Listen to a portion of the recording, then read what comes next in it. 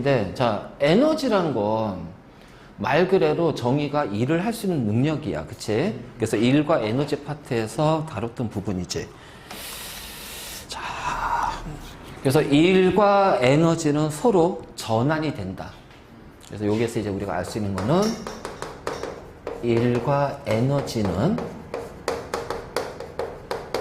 서로 전환이 된다. 그래서 자, 그 단위도 줄이란 단위와 칼로리라는 단위를 쓰게 된다. 근데 이제 여기서 이제 하나 알아둘 게, 자, 1칼로리가 얼마가 돼? 4.2 줄이라는 단위 크기가 되겠지. 에너지를 사용해서 일을 하니까 우리가 일을 하면은 에너지는 당연히 사용되는 거잖아. 그래서 에너지는 감소하고, 대신 물체가 외부로부터 일을 받으면 그 물체가 가지고 있는 에너지는 어떻게 돼? 그치. 일이 에너지로 전환이 되니까. 그래서 일과 에너지는 서로 이제 전환이 된다라는 거지. 그래서, 우리가 에너지는 일을 할 수 있는 능력이다. 근데 이제 그 일을 할 수 있는 능력이 두 가지입니다. 첫 번째는 현재 사용되고 있는 에너지가 있고, 일로 사용이 되는 에너지도 있지만, 자, 그게 아니라 얘는 언젠간 일로 사용하겠지만은 현재는 사용하지 않고 그냥 저장되어 있는 형태. 그래서 에너지를 봤을 때 크게 두 가지 형태야. 현재 사용되고 있는 거냐. 그래서 현재 사용되는 에너지냐. 저장되어 있는 형태의 에너지냐. 바로 이제 이런 건데, 사용되는 에너지는 말이야, 그 사용됐을 때 에너지의 형태가 전환이 됩니다. 그리고 그 전환된 것이 관찰이 돼요. 관찰이 돼요. 선풍기를 돌린다는 거는 이 전기 에너지가 모터의 운동 에너지로 전환이 되면서, 자, 이게 이제 그 선풍기 날개가 운동하잖아. 그러면서 그것에 의해서 공기의 운동 에너지 형태로 바뀌는 거야. 우리는 그걸 관찰할 수가 있지. 그래서 사용하는 에너지는 그 사용되는 과정에서는 형태가 계속 전환이 되면서 관찰이 돼. 여기 전기가 지금 빛으로 사용되고 있잖아. 빛 관찰되잖아. 그치? 그러니까 이런 것들은 현재 사용되고 있는 에너지고, 저장되어 있는 에너지는 관찰되지 않아요. 사용되고 있지 않기 때문에. 그래서 그 에너지는 관찰되지 않아. 자, 그랬을 때 저장된 에너지 형태 세 가지. 자, 일단 기본적으로 우리가 많이 얘기하는 것이 화학 에너지. 자, 화학 에너지는 화학 물질이 가지고 있는 에너지고, 그 다음에 그래서 우리가 종이가 가지고 있는 화학 에너지는 지금 이게 관찰이 안 되는 거거든. 근데 그거를 사용할 때는 어떻게 돼? 저장된 걸 사용할 때는 형태가 바뀌어. 즉, 종이에 불을 붙였으니까 어떻게 돼? 빛과 열의 에너지 형태가 되고, 그래서 전환이 되는 거. 화학 에너지가 전환이 되면서 빛과 열로 관찰이 되고, 그걸 이용해서 물을 끓인다든가 뭐 여러 가지 하겠지? 그러면 그 다른 형태로 계속 우리가 전환이 되는 것이 보인단 말이야. 하지만 종이가 가지고 있는 그 자체의 화학 에너지는 볼 수가 없는 거지. 그리고, 자, 핵 에너지. 그러니까 핵융합이든 핵분열이든 이 핵반응이 일어날 때 핵에너지가 전환이 되는 거지. 자, 핵반응이 일어나지 않는 한 그 원자 핵이 가지고 있는 핵에너지는 우리가 관찰이 안 된다. 그리고 또 하나가, 자, 우리 이제 중학교 때 배웠던 거는 위치 에너지였지만, 그 위치 에너지를 다르게 표현하면은 포텐셜 에너지라고.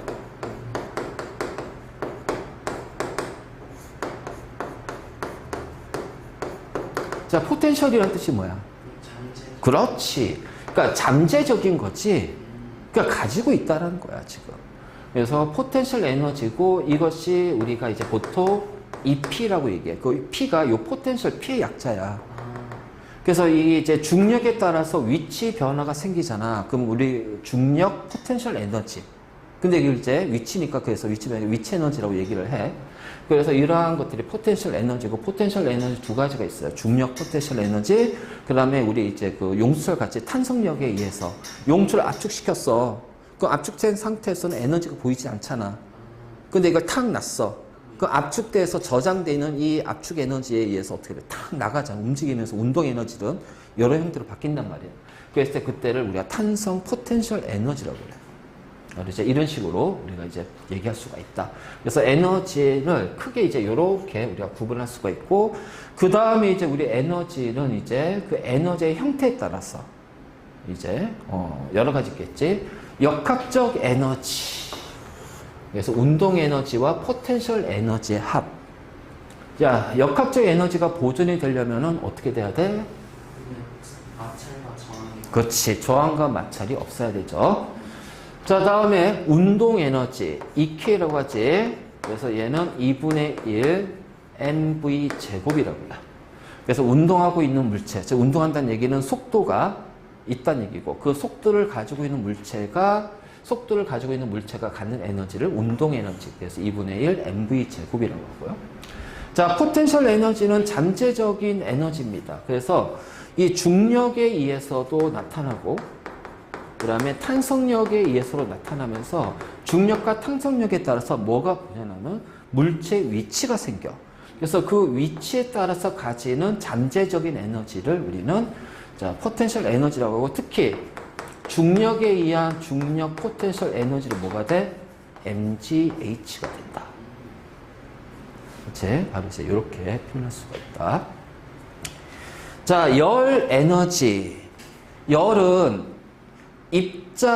입자를 운동시키는 원인이 되는 것이 열이에요. 알지? 자, 그래서 그 열의 크기를 우린 두 가지로 판단할 수 있다. 열이 많을수록 입자의 운동이 활발해지겠지? 그래서 운동이 활발해져요. 자, 그리고 나서 그 열이 많을수록 그 운동의 척도, 열의 크기의 척도가 바로 온도거든. 그래서 온도나 운동 에너지 가지고 열을 우리가 판단할 수가 있어. 그래서 열 에너지는 입자들이 진동이나 분자 운동에 의해서 갖는 에너지고, 그래서 온도를 변하게 하는 원인이 된다. 그러니까 입자 운동이 활발해진다. 아, 온도가 높아진다. 열이 많다. 그러면 온도가 높아지면 입자 운동은 어떻게 되니? 활발해질 거야. 그치? 바로 이제 이런 식으로 이제 우리가 연결시켜서 가면 돼. 자, 다음에 이제 빛 에너지. 자, 빛 에너지는, 자, 이 빛이라는, 그래서 빛은 광자입니다. 광자. 포톤이라고요, 포톤. 포톤이라는 광자가 가지는 에너지인데, 자, 광자는 입자지만 광자의 특징은 뭐냐? 얘는 질량이 있다, 없다? 없다. 맞지? 그리고 얘는 진공 상태에서 속도가 어떻게 된다? 약 30만 킬로미터 초속. 이게 바로 빛의 속도야. 그래서 빛의 속도는 변하니 안 변하니? 안 변해요. 맞지? 그래서 이거를 우리가 광속이라고 하죠. 광속 불변의 법칙. 그래서 이 광속 불변의 법칙으로 나오는 게 뭔지 알아? 아인슈타인의 특수 상대성理論. 이렇게 연결돼. 자, 그래서 이 빛은 광자라는 요 포톤, 입자들의 운동, 파동에 의해서 전달된 에너지야. 그래서 가시광선, 적외선, 자외선. 그러면 여기에서, 자, 파장이 가장 긴 것이 뭐냐면 적외선이야. 그리고 가시광선, 파장이 가장 짧은 것이 자외선입니다. 그래서 파장하고 에너지는 어떻게 돼요? 반비례 관계. 그러면 그 빛 에너지는 누가 제일 커요? 자외선이 제일 커요. 반비례니까. 맞지? 그래서 바로 이런 식으로 우리가 표현할 수 있고. 자, 화학 에너지는 화학 물질에 저장되어 있는 에너지야. 그래서 그 물질을 구성하고 있는 입자 간의 화학결합, 공유결합, 이온결합 같은 화학결합 하겠지. 그 결합에 의해서 저장된 에너지. 그래서 왜냐면 화학 반응이 일어난다면 연소가 된다는 거는 종이에서 종이를 태워. 그럼 종이는 탄소와 수소와 산소의 공유결합으로 이루어져 있거든. 그럼 이 공유결합이 끊어지면서 자, 산소랑 결합해서 CO2하고 물이 수증기가 생성이 된단 말이야. 이 과정에서 결합이 끊어지고 새로운 결합이 만들어지는 과정에서 자, 에너지가 방출이 돼. 그때 그것을 우리가 화학 에너지라고 하고, 그래서 결합에 의해서 저장된 에너지. 그러니까 이거는 이제 저장된 에너지가 우리가 관찰할 수가 없죠. 이제 이런 게 이제 화학 에너지예요. 화학 에너지. 자, 다음에 이제 전기 에너지.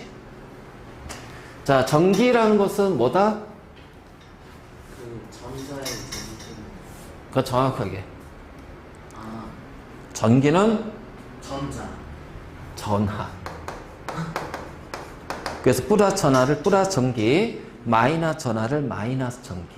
아 그래서 전하의 이동에 의해서 발생하는 에너지가 바로 전기 에너지야. 근데 우리가 도선이라든가 어떤 도체에서는 결국은 뭐야? 누가 움직이는 거야? 전자가 움직이는 거야. 왜냐하면 마이너스 전하하고 플러스 전하인데 플러스 전하의 근원은 원자 핵이야. 마이너스 전하의 근원은 전자야. 근데 이 원자 핵은 원자 안에 딱 중심에 있고 전자들을 잡아당기고 있단 말이야. 그래서 전자들이 기본적으로 원자 핵의 인력에 속박되어 있거든. 잡혀 있거든. 그 속박되어 있다고 그래. 근데 어떤 전자는 이 원자 핵의 인력을 벗어나서 원자 밖으로 뛰쳐나가. 그게 뭐야? 자유전자야. 그래서 도체, 금속과 같은 도체는 자유전자가 있는 거지. 맞지? 그래서 그 자유전자가 이동하면서 발생하는 여러 가지 에너지를 우리는 전기 에너지라고 한다. 그러니까 자유전자가 도선을 지나갈 때, 자, 그 저항에 있어, 전자의 흐름을 방해하는 게 저항이거든? 그래서 저항에 의해서 열이 발생이 돼요. 그럼 전기 에너지가 열 에너지로 전환이 돼요. 저항이 큰 놈을 지나가면 이 열에 의해서 빛이 나와요. 그게 빛 에너지예요. 무슨 얘기인지 알겠지? 그래서 그것들을 우리가 이제 사용하면은 우리 그것을 이제 뭐냐면 소비 전력이라고 그래. 근데 그 발생하는 빛이나 열 같은 것들을 우리가 사용을 못해 버려져. 그럼 그게 바로 손실되는 에너지야. 그래서 이러한 전기 에너지는 뭐냐면 전자가 도선을 지나면서 발생하는 에너지의 근원이 바로 전기 에너지야. 맞지? 우리가 전기 에너지가 여러 가지 하잖아.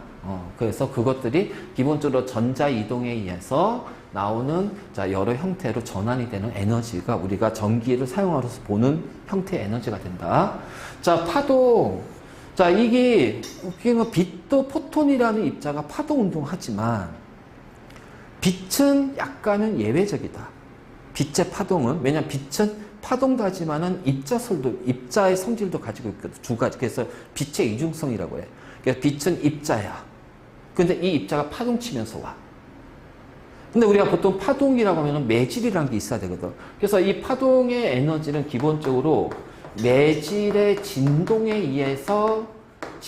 의한 에너지입니다. 자, 네가 내 목소리를 소리 듣잖아요. 그럼 내 성대에서 공기를 진동을 시키면 그 공기의 진동이 너의 귀로 들어가서 어떻게 해야 돼? 청각세포. 그렇지. 달팽이관 통해서 청세포, 청신경으로 해서 이제 소리가 형성이 되는 거야. 그러니까 이렇게 어떤 진동이거든. 그래서 매질이 있어야 되지만, 자, 빛은 매질이 없어도, 봐봐. 지구와 태양 사이는 아무것도 없잖아. 빈 공간 아니야. 근데 태양이 빛 에너지가 지구로 온단 말이야. 그래서 빛 에너지는 매질이 없어도 전달이 된다. 그래서 그 빛의 원천은 포톤이라는 광자다. 그 광자에 의해서 빛이 전달된다면 이 파동 에너지, 우리가 얘기하는 파동 에너지는 매질의 진동에 의해서 전달되는 에너지야. 그래서 소리, 파도, 지진 이러한 것들이 바로 여기에 해당이 된다. 다음, 자, 핵 에너지입니다. 핵 에너지. 그래서 이 핵 에너지는 나중에 그 특수 상대성 이론에서 나올 거예요. 자, 핵 분열과 핵 융합이 일어나죠. 그러면서 뭐가 발생이냐면은 질량이 줄어들어. 그래서 질량 결손이라는 게 생겨. 그래서 결손된 질량에 의해서 에너지가 발생이 되는 거야. 자, 결손된 질량을 m이라고 하면은, 자, 여기가 c가 뭐다? 빛의 속도. 그래서 E는 mc 스퀘어. 그래서 결손된 질량에 의해서 이만큼의 에너지가 발생이 되는 거야. 단 핵반응에서 질량 결손이 일어나야 돼. 핵반응에서. 그래서 핵분열이나 핵융합 같은 핵반응에 의해서 결손된 질량이 나타나고 이때 그 결손된 질량이 에너지로 전환이 되는 거야. 그래서 물질과 에너지는, 질량과 에너지는 상호 전환이 된다. 자, 그래서 태초에 우주가 만들어질 때는 물질이 없었어요. 에너지로만 가득 차 있어요. 근데 이게 뻥 하고 터지면서 어떻게 온도가 내려가면서 자, 이 에너지가 입자로, 질량을 가지고 있는 입자로 전환이 되는 거야. 그래서 그 전환됐을 때 자, 최초의 기본 입자라는 것이 만들어져. 전자라든가 쿼크라든가 이러한 것들이 만들어지고, 자, 온도가 내려가면서 쿼크들이 서로 또 쿼크 세 개가 뭉쳐서 양성자가 되고 중성자가 되고, 그래서 온도가 내려가면서 양성자, 중성자가 합쳐지면서 수소 원자 핵이 되고, 알지? 자, 이 수소 원자 핵이 헬륨 원자 핵이 되면서 수소 원자, 헬륨 원자가 만들어지는 거야. 전화. 자, 에너지는 사용이 될 때 그 형태는 계속 전환이 된다. 그치? 자, 그래서 우리가 이제 이 에너지 전환은 당연한 거고, 자, 중요한 거는 뭐냐? 에너지 보존의 법칙이야. 자, 이것이 이제 연력학 제1법칙이거든. 그러니까 에너지의 총량은 일정해.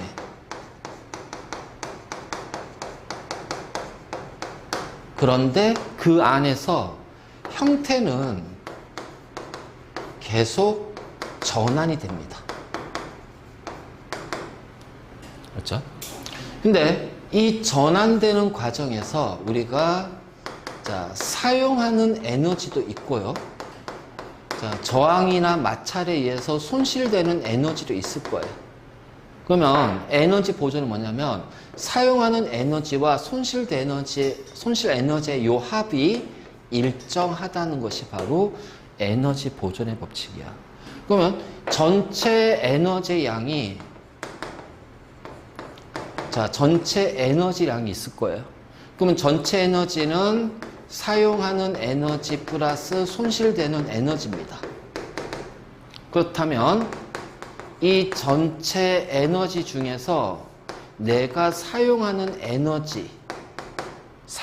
에너지의 요 비에다가 곱하기 100, 그러면 퍼센트가 되겠지.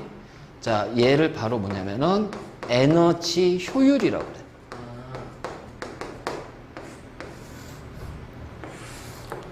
그러니까 결국 나는 에너지 효율을 높이려면은 손실되는 에너지를 줄여서 사용하는 에너지를 높여야 되겠지.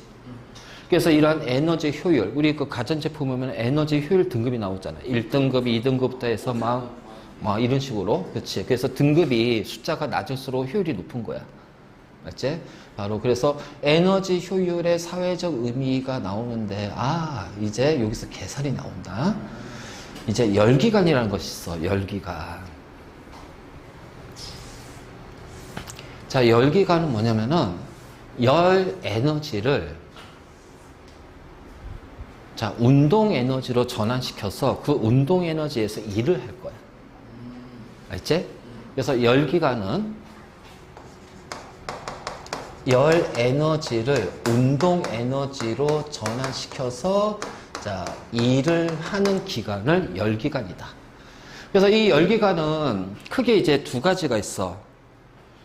열 에너지의 공급원이 열 기관 안에 있냐? 이 열 에너지의 공급원이 열 기관 밖에 있냐? 그래서 밖에 있는 것을 외연 기관이라고 얘기하고, 자, 안쪽에 있는 것을 내연 기관이라고 해요.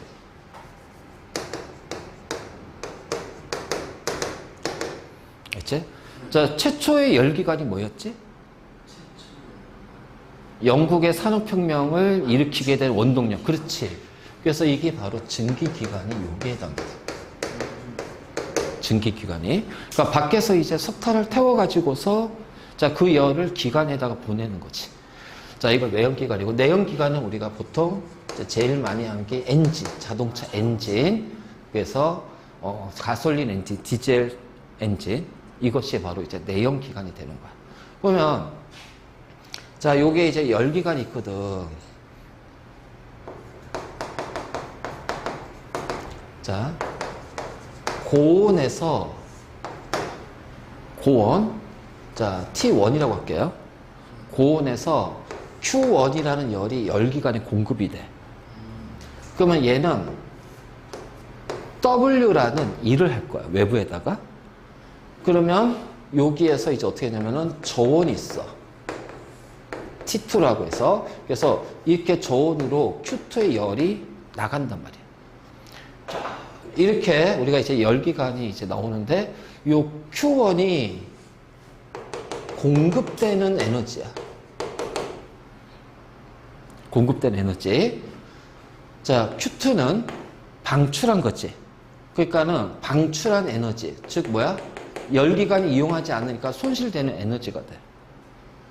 자, W는 외부에다가 일을 한 거잖아. 일을 했지. 그러니까 얘가 바로 사용한 에너지가 돼. 그러면 열기관의 열 효율을 자, E라고 얘기할 거야. 자, 여기는 퍼센테이지가 아니라 비율이다, 비율. 그러면 당연히 공급한 에너지 분의 사용한 에너지가 돼야 돼. 맞니? 그치? 그러면 공급한 에너지는 Q1이란 에너지를 공급했고 사용한 에너지는 W라는 에너지를 사용했을 거예요. 그치? 그럼 에너지 보존을 보면 열 기관에 들어온 에너지가 Q1이고요. 열 기관에서 나가는 에너지는 W와 Q2입니다.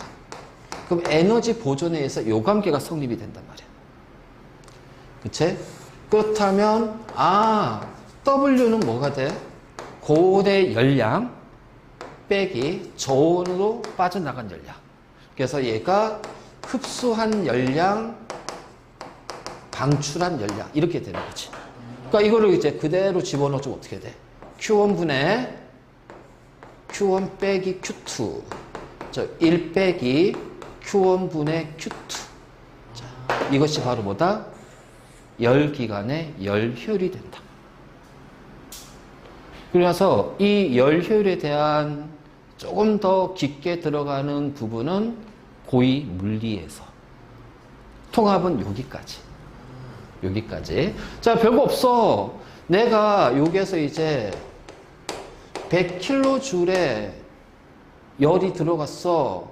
그랬더니 여기가 40kJ이 된 거야. 그럼 W는 얼마니? 둘의 차이인 60kJ 되겠지. 그 열 효율은 100kJ분의 60kJ이 되니까 얘는 0.6이라는 열 효율이 나온다는 얘기야. 0.6이면 굉장히 높은 거다. 엄청 높은 거야. 그래서 자, 계산은 이렇게 합니다. 자, 별거 없어요.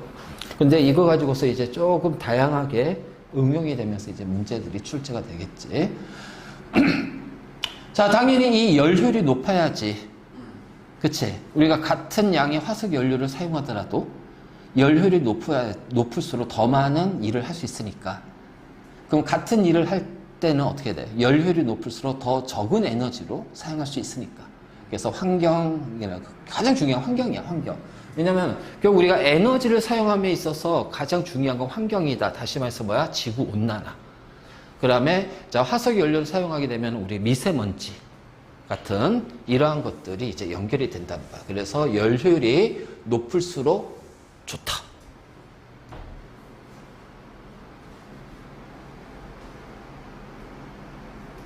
자, 여기는 이제 별거 없다. 그냥 쭉 읽으면 돼, 이거는.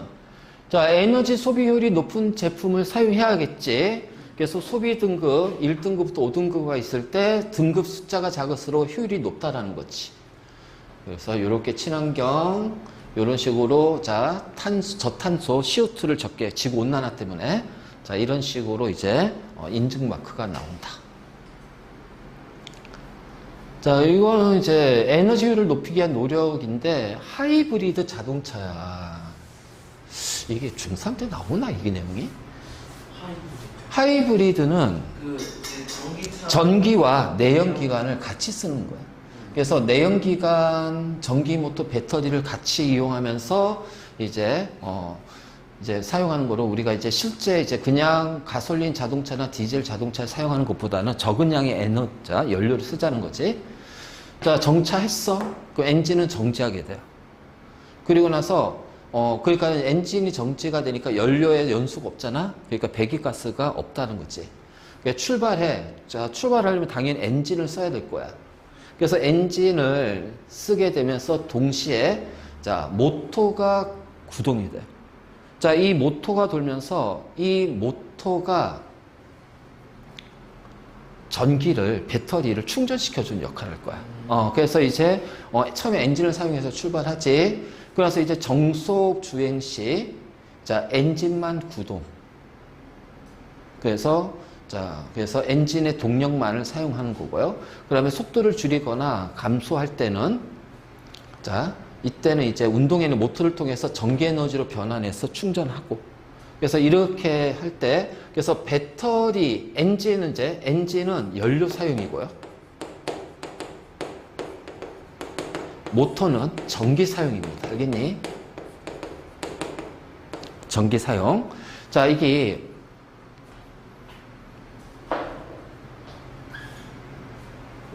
자, 이런 식으로 이제 가는데, 실제적으로 요즘 나오는 하이브리드 차는 이제 이런 거야. 일정 조속으로 움직일 때는 배터리만 가지고 움직여. 그 일정 속도 이상이 되면은 엔진과 배터리가 같이 사용이 돼. 그러면서 자, 또 일정 속도가 되면서 그러다가 이제 엔진 사용되고 모터에서는 이제 배터리를 다시 충전시켜 주는 역할. 자, 이런 식으로 해서 이제 된대. 그래서 요 정도는 이거는 그냥 지금은 그렇게 중요한 건 아니야. 이거는 당장 나오는 건 아니니까. 자, 에너지를 줄이는 것 중에 이제 에너지 제로 하우스라는 것이 있어. 그러니까 우리가 이제 화석 연료를 사용하지 않고, 자, 주택을 쓰자. 이제 그러면은 화석 연료를 이용하지 않고 전기를 얻는 방법이 뭐가 있을까? 자, 이 얘기지. 그때 이제 두 가지 형태가 있다. 패시브, 액티브. 자, 패시브하고 액티브인데 이 둘의 차이는 뭐냐면 패시브는 어쨌든 간에 우리가 화석 연료를 쓸 수밖에 없다는 거야. 그러면 그때는 열의 손실을 줄이고 효율을 높이는 거. 그래서 얘는 에너지의 효율을 높이는 쪽으로, 자, 에너지 효율을 높이는 거예요. 그래서 최소한의 에너지로 우리가 생활을 하자. 이제 그래서 이렇게 되고, 자, 그다음에 액티브는, 자, 액티브 같은 경우는 아예 화석 연료 사용을 없애는 거야. 그래서 자, 완전히 화석 연료를 대체하는 거죠. 대체해서 사용하자. 자, 그래서 패시브, 액티브인데 액티브라는 거, 영어로 액티브가 이거잖아. 굉장히 적극적인 거야. 적극적인 거야. 그러니까 우리가 뭔가 에너지를 에너지를 이용할 때 적극적으로 에너지 효율을 높이고 환경에 대해서 적극적인 대처를 하자. 그래서 패시브 같은 경우는 기본적으로 전기 씁니다. 화석연료 씁니다. 근데 태양광도 같이 사용하면서 자, 환기를 적극적으로 활용하고요. 최소한의 냉난방, 최소한의 에너지 소비를 이용해서 자, 실내 온도를 유지하자. 이제 실내 온도를. 그래서 최소한의 냉난방으로. 근데 액티브 봐봐. 태양, 지열, 풍력, 아예 100% 자연 에너지를 쓰자. 또는 신재생 에너지를 사용하자. 그래서 자체적으로 에너지를 생산하는 거야. 자, 이걸 액티브 하우스라고 그래. 그래서 얘는 그래서 이제 이런 식으로 해서 그래서 패시브 하우스와 액티브를 합하면 에너지 제로. 자, 이런 식으로 나오겠지. 그래서 이건 이제 그림 나오는데 이거는 그냥 정의만 좀 알아도. 알겠니? 정의만 좀 알아도. 자, 그 다음 이제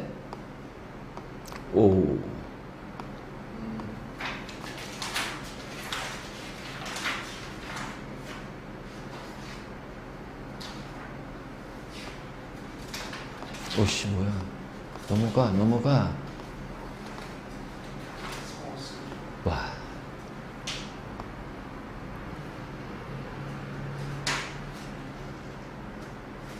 여기 몇 페이지지? 88페이지. 15번 문제. 봐봐. 88페이지 15번 문제. 이제 여기서 이제 열기관 문제가 나와. 그리고 이제 요 파트는 에너지 효율이 뒤에 이제 전기 에너지 다음 마지막 파트 이제 에너지 효율이 나올 거야. 자. 고열원에서 500J의 열 에너지를 공급받아 260J의 일을 했어. 그럼 에너지 보존에 의해서 저 열원으로 방출한 에너지 얼마니? 240J이 됩니다. 그래, 240이에요. 자, 열 효율은 자, 흡수한 에너지 플러스 사용한 에너지입니다. 즉 500J의 에너지를 흡수해서 240J의 에너지를 사용했어요. 그러면 얘는 50분의 24, 25분의 아니다. 얘는 100분의 48이니까 뭐야? 0.48이 됩니다. 맞니? 그래서 에너지 이 기간의 열 효율은 0.48. 바로 이제 이렇게 나오겠지? 그래. 자, 끝이야.